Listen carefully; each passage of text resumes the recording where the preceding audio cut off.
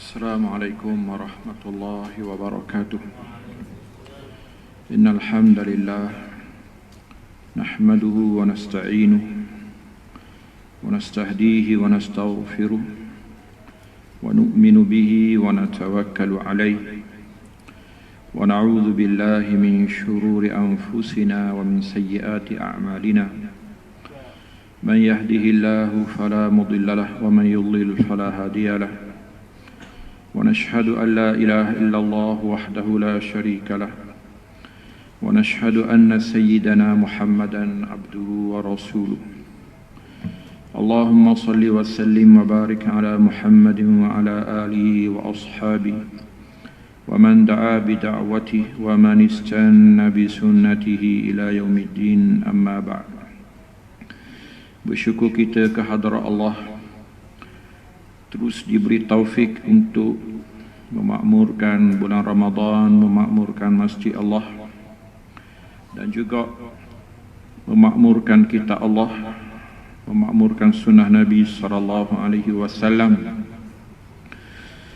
Dan istimewa masjid kita iaitulah masih lagi dihidupkan dengan majlis ilmu di bulan Ramadan yang berkat ini, melengkapkan peranan masjid yang bukan sahaja tempat beramal tetapi juga tempat untuk kita mendapat ilmu yang tidak kurang pahala dan kebesarannya daripada niat-niat lain yang datang ke masjid.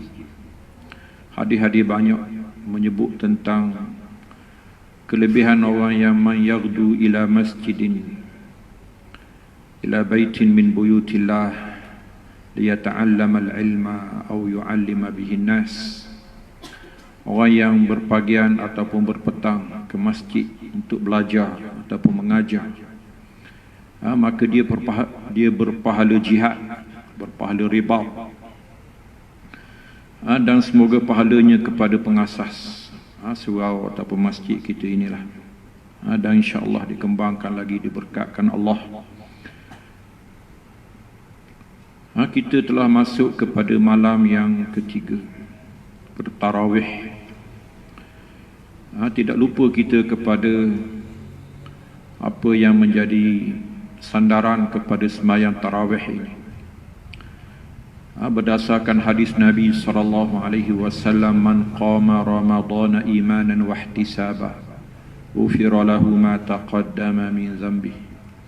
Siapa yang menghidupkan berdiri sembahyang panjang berdirinya, qiyamnya, yang menjadi hampir sepakat syurah dia merujuk kepada sembahyang tarawih kerana iman dan mencari pahala diampun apa yang terdahulu daripada dosanya. Dan juga sabda Nabi SAW, man qama ma'al imami hatta yansarif kutiba lahu qiyamul lailah. Sesiapa yang boleh berdiri panjang bersama imam sembahyang tarawih, maka sehinggalah imam selesai semua sekali sampai ke sudah, maka dicatat padanya menghidupkan semalam penuh, walaupun malam belum habis, walaupun fajar belum muncul. Dia seperti seorang yang beribadat sepanjang malam. Walaupun Nabi kita SAW sendiri tidak berkesempatan untuk bersembahyang berjemaah, kerana harisun alaikum, azizun alaihi ma anittum harisun alaikum, sifat Nabi. Susah, berat kepadanya perkara yang menyusahkan kamu. Nabi bimbang tarawih difardukan kerana kesungguhan umat Muhammad SAW datang, sedangkan wahyu masih lagi turun. Adapun selepas terputusnya wahyu, wafatnya Nabi SAW, aman daripada kebimbangan turunnya wahyu yang memfardukan, maka kita beramal dengan apa yang disebut Nabi SAW, alaikum bisunnati wa sunnatil khulafa'ir rasyidin al-mahdiyyin min ba'di. Hendaklah kamu berpegang kepada sunnahku dan sunnah khulafa' rasyidin mahdiyyin selepasku. Iaitulah zaman tenangnya umat di zaman pembukaan Islam ketika pemerintahan Al-Khalifatul Rashid Umar ibn Khattab radhiyallahu anhu. Sebagaimana yang diriwayatkan dalam sunnah bahawa Umar keluar melihat manusia bersembahyang masing-masing sebagaimana di zaman Nabi SAW lagi. Kemudian dia menghimpunkan semua di belakang seorang imam yang dihormati Umar dari segi Qurannya, iaitulah Ubay bin Ka'ab radhiyallahu anhu, satu-satunya manusia yang apabila turun satu surah Allah menyebut nama Ka'ab supaya dibacakan Quran kepada Ka'ab. Menangis Ka'ab kerana Tuhan menyebut supaya diperbacakan Quran ini kepada Ka'ab. Maka dia dihormati Umar menjadi imam tarawih di zaman Umar ibn Khattab radhiyallahu anhu. Pada malam ini kita dah masuk kepada juzuk ketiga.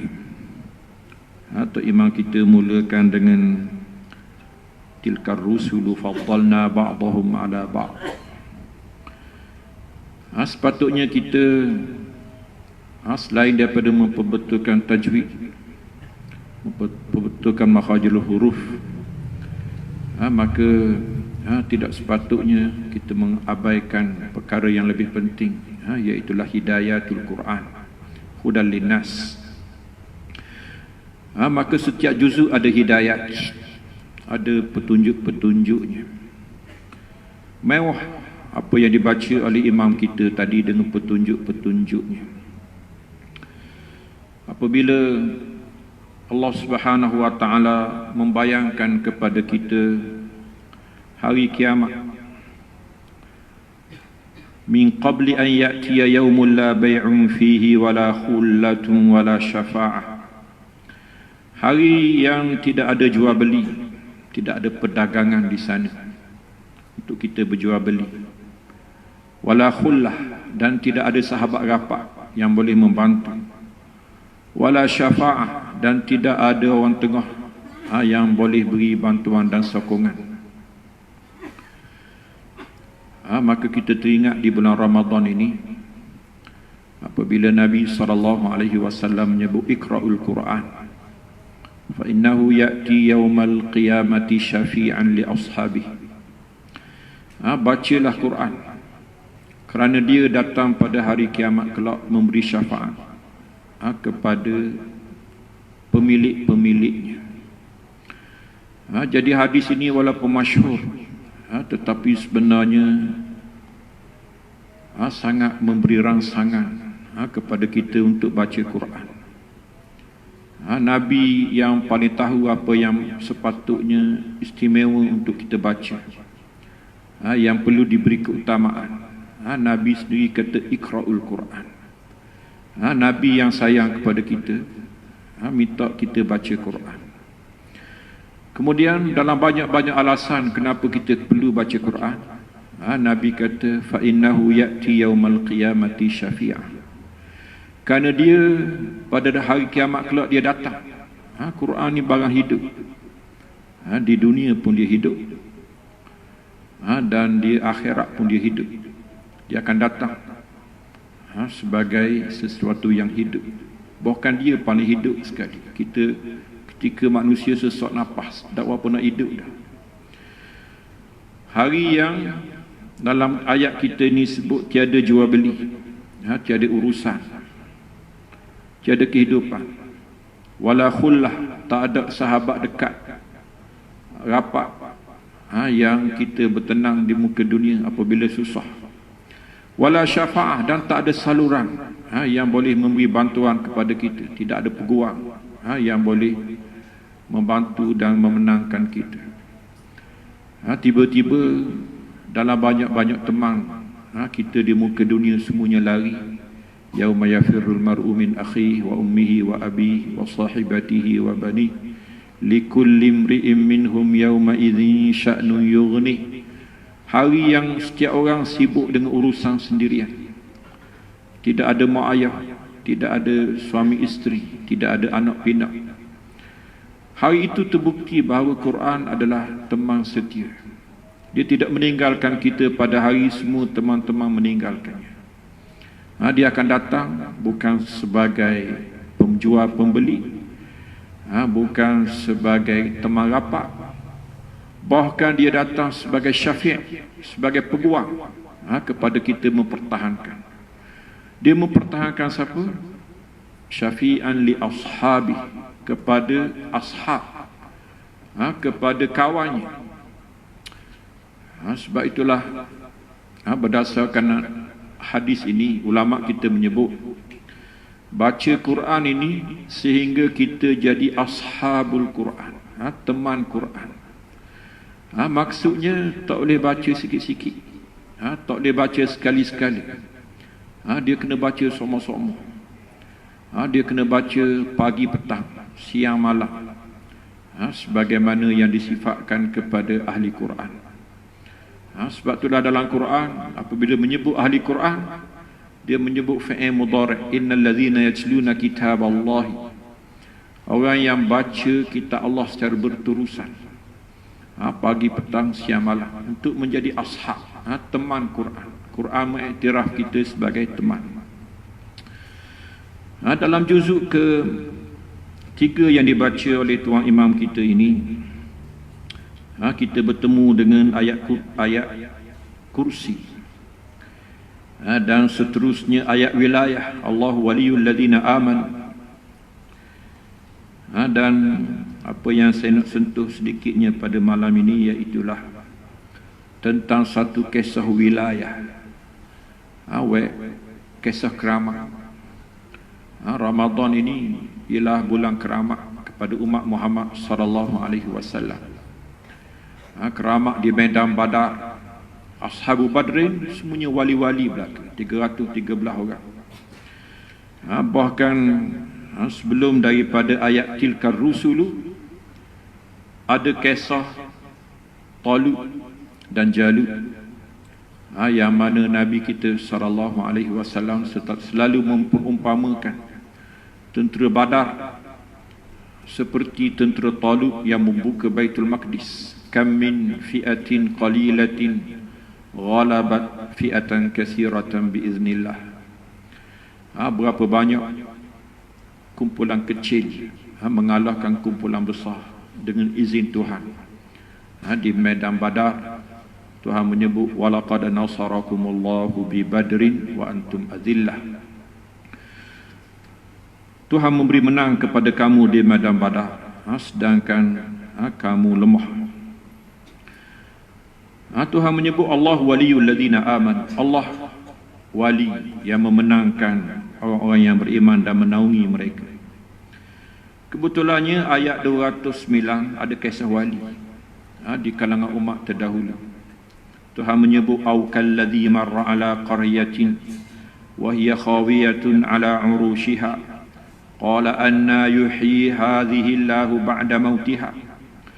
Atau seperti seorang yang melalui satu perkampungan, sedang perkampungan itu sunyi dengan runtuhan-runtuhannya, lalu dia berkata, bagaimanalah Allah akan menghidupkan semula bumi ini, bandar ini setelah kematiannya. Fa'amatahu Allahu mi'ata amin thumma ba'athah. Maka Allah mematikan dia selama 100 tahun, kemudian Allah membangkitkannya semula. Qala kam labista, Tuhan bertanya, berapa lama engkau mati? Qala labistu yauman aw ba'da yaum. Dia berkata sehari atau separuh hari. Qala bal labista mi'ata am. Tuhan kata sebenarnya engkau telah mati selama 100 tahun. Fanzur ila ta'amika wa syarabika lam yatasannah. Lihat kepada makanan dan minuman kamu belum rosak apa-apa.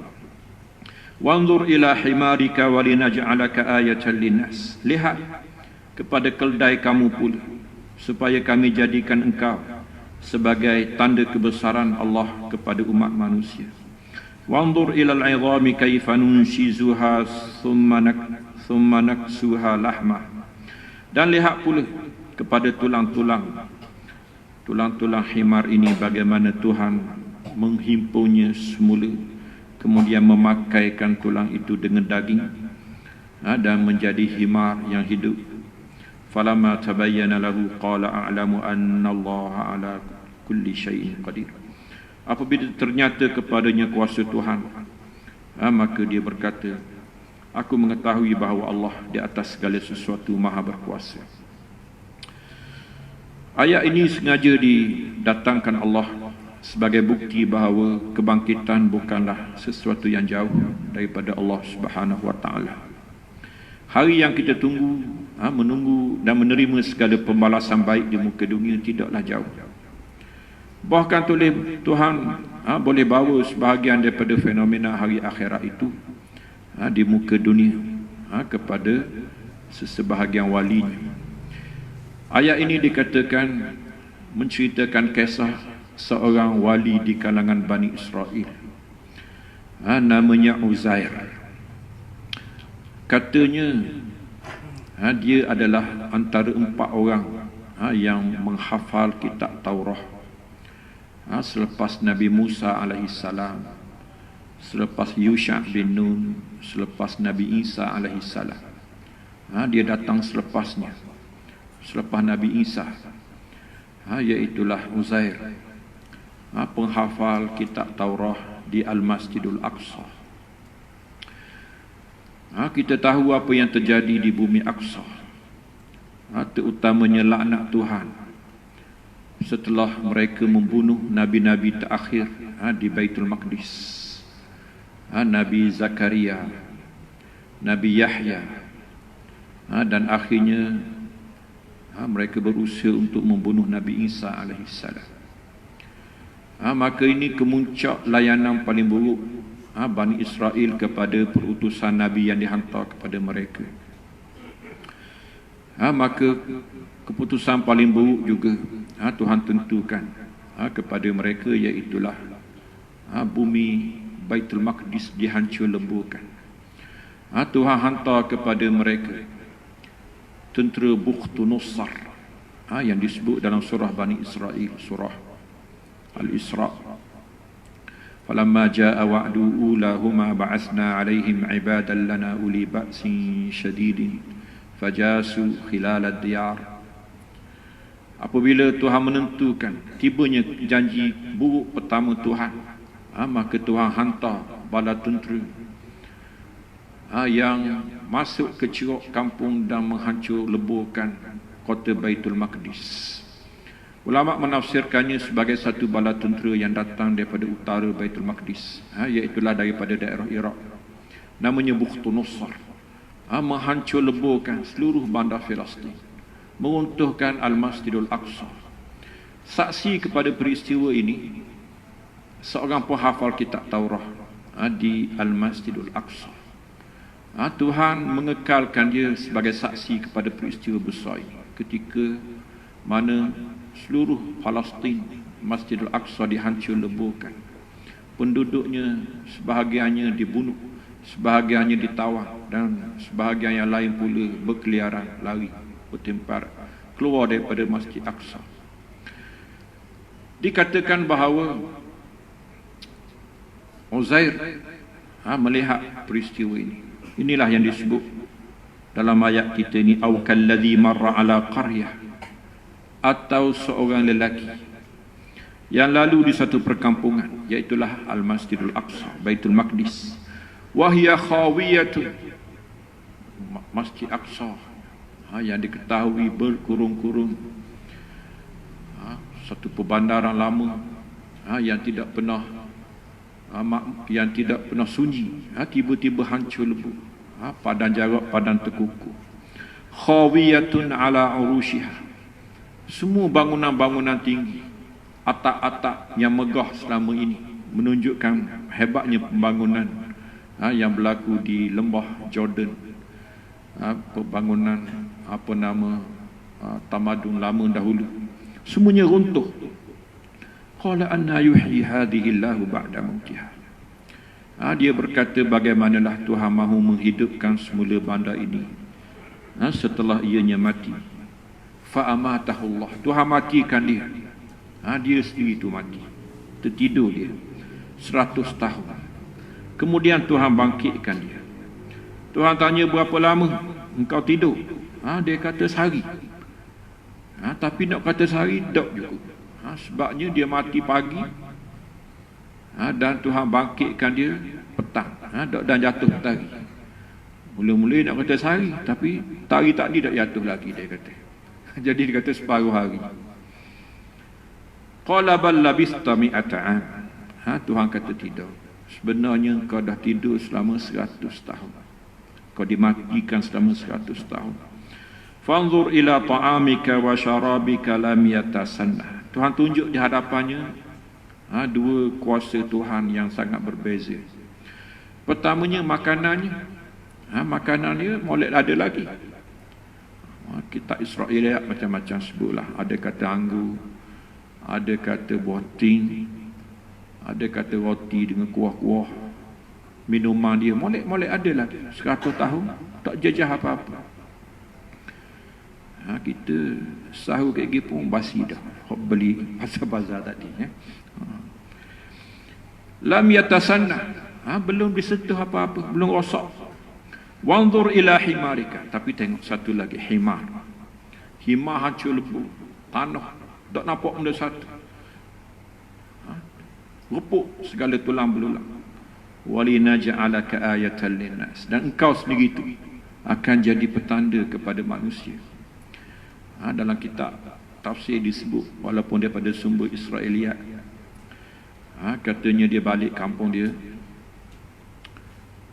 dia berjumpa dengan orang tua, mata buta dah, kerana terlalu tua. Dia ni ada kata isteri dia, ada kata jariah, hamba budak dulu sebaya dengan dia, ataupun budak daripada dia, kerja rumah dia. Dia kata ni rumah Uzair ke? Terkejut. Tua tu. Dia kata kita dah ingat dah cerita Uzair. 100 tahun. Yalah orang dulu umur panjang. Dia hidup lagi. Mata tak nampak lah, terlalu tua. Dia kata apa cerita? Tak ada orang ingat dah cerita Uzair ni. Tak ada orang tahu dah cerita dia. Dia keluar dan tak balik-balik, tak tahu pergi ke mana. Dia kata, akulah Uzair. Dia kata, dia membohongi cakap Uzair. Dia kata tidak sekali-kali. Uzair tak ada dah. Dia kata, tak ada orang ingat dah cerita dia. Dia kata, apa yang kau kenal pasal Uzair? Dia kata, kalau Uzair, dia orang baik. Dan doa dia mustajab. Kalau Uzair, dia kata, tolong berdoa, biar Tuhan celek balik mata aku. Tiba-tiba dia berdoa, celek mata kawan tu. Ayatan linnas. Tanda kebesaran Tuhan kepada manusia. Lalu orang tua ni Eric Uzair berjumpa orang ramai. Dia kata, mu ingat tak kisah Uzair 100 tahun dulu? Orang kapal kata ingat lagi. Orang hidup-hidup tu ingat lagi lah. Dia kata ni Uzair dah balik. Lalu orang kampung kata, kalau mu betul-betul Uzair yang kita kenal, dia seorang yang menghafal kitab Taurat. Kita telah kehilangan Taurat. 100 tahun Bani Israel kehilangan Taurat dengan sebab melanggar perintah Allah Subhanahu Wa Taala. Lalu Tuhan tarik balik kitab Taurat daripada mereka. 100 tahun kitab Taurat hilang daripada pangkuan Bani Israel. Lalu mereka minta supaya buktikan dia Uzair, bahawa dia boleh mendatangkan kitab Taurat. Ada riwayat kata dia menghafalnya, lalu dia membacanya kepada orang ramai. Ada orang kata, setengah riwayat kata, dia tunjuk tempat disembunyikan. Sebelum daripada Bukhtun Nusar menangkap ulama-ulama Bani Israel, penghafal-penghafal dan penjaga-penjaga Taurat daripada Masjid Al-Aqsa, dibawa dan ditawan ke Bukhtun Nusar, ke kerajaan Iraq Babylon. Dan mereka sempat menyembunyikannya di satu tempat. Dan Uzair menjadi saksi. Lalu dibawa dan ditunjukkan papan-papan alwah, kitab asal kitab Taurat. Dan ada setengah riwayat kata acur lebu dah papan pun, tapi Uzair dia menghafalnya dan dia bawa semula. Dialah yang mengembalikan Taurat ke pangkuan Bani Israel. Tapi Bani Israel tidak menjadikan tanda kebesaran Allah untuk menjadi mereka lebih dekat kepada Tuhan lah. Perangan sama-sama dah. Akhirnya mereka pula kata, waqalatil yahudu Uzair ibn Allah. Yahudi berkata Uzair adalah anak Tuhan. Tengok. nak helah juga tak memberi manusia beriman. Dia kata kalau lagu ni dah Uzair cara datang, dia bukan manusia biasa. Dia ni dah anak Tuhan. Sebagaimana Nasara beriktikad bahawa Isa adalah anak Tuhan. Jadi ini satu kisah Quran yang menakjubkan, yang kita bertemu dalam surah, dalam juzuk ketiga daripada mushaf kita yang mulia ini. Wa sallallahu ala sayyidina Muhammadin wa ala alihi wa ashabihi wa sallama tasliman katsira. Subhana rabbika rabbil izzati amma yasifun wa salamun alal mursalin walhamdulillahi rabbil alamin. Wassalamu alaikum warahmatullahi wabarakatuh.